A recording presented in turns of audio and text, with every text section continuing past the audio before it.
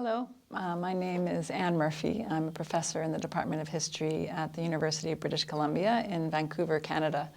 And I'm very excited that I'm here today at Assam University and have the opportunity to interact with people here, students and faculty members.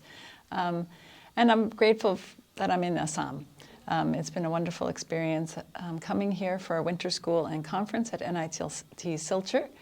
My first time to Assam in my life and my career. My own work focuses on the Punjab region of India and Pakistan, so I work across the border in both India and Pakistan in Punjab. So that's where my academic life has been focused and intellectual interests. And that's how I came to the study of partition, which was the subject of the winter school and conference that I was just at NIT Silchar.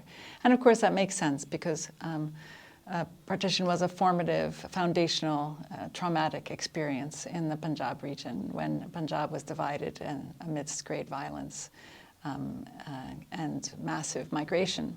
But of course, partition is not only the story of Punjab. And so one part of my own personal journey as a thinker has been to explore and understand the reverberations of partition in other places in South Asia. So it's really important, of course, to come to the East to understand more fully the partition of Bengal, which had a tremendous impact, of course, on Eastern India. But also, since I've come to Assam, really starting to understand in a new way the many different kinds of partitions that have impacted this state and the people of this state, the many different waves of migration that have shaped Assam as a place and the other smaller provinces or states nearby. And of course also understanding where we are in relation to Bangladesh or East Pakistan. So for me, it's been a really eye-opening experience. I think that Assam and its history is understudied in the field of South Asian studies. We do hear a lot about Bengal in the study of South Asia, although not enough about the partition of Bengal. I would say in the study of the period of British rule, Bengal looms large. And all of us really in the study who've studied the colonial period know well the history of Bengal and its central place in that history. But the partition of Bengal and the impact on neighboring states, on West Bengal, on East Pakistan, which became Bangladesh, really is understudied, I would say, in the English language literature on partition. And even more so, I would say, the study of Assam. And so one of the themes that emerged in the conference and workshop that I was part of at NIT Silchar was to look at these other places. So of course, the experience of Punjab has dominated in the literature on partition, and again, understandably so. It was a site of great kind of horrific violence and traumatizing a whole generation of people and their following generations.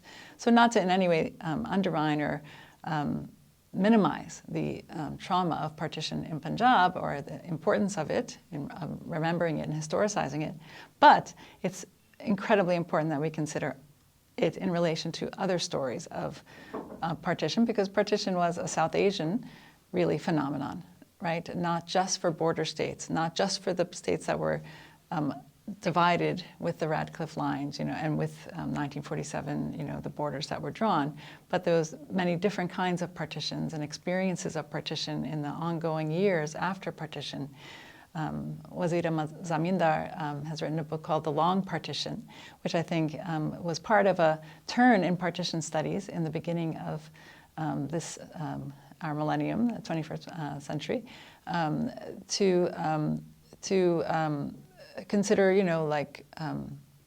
the ways in which partition reverberates over time and really was a kind of work in progress. And that some of the most, well, not the most, I don't want to say comparatively, comparing traumas, but one of the great enduring traumas of partition was actually a bureaucratic one, right? As people were declared refugees or declared stateless, who were fighting for minimal resources and then ended up fighting each other for those minimal resources in many different locations in the subcontinent. So we had one of the people, a wonderful scholar from South India, who was talking about partition refugees in Karnataka, right?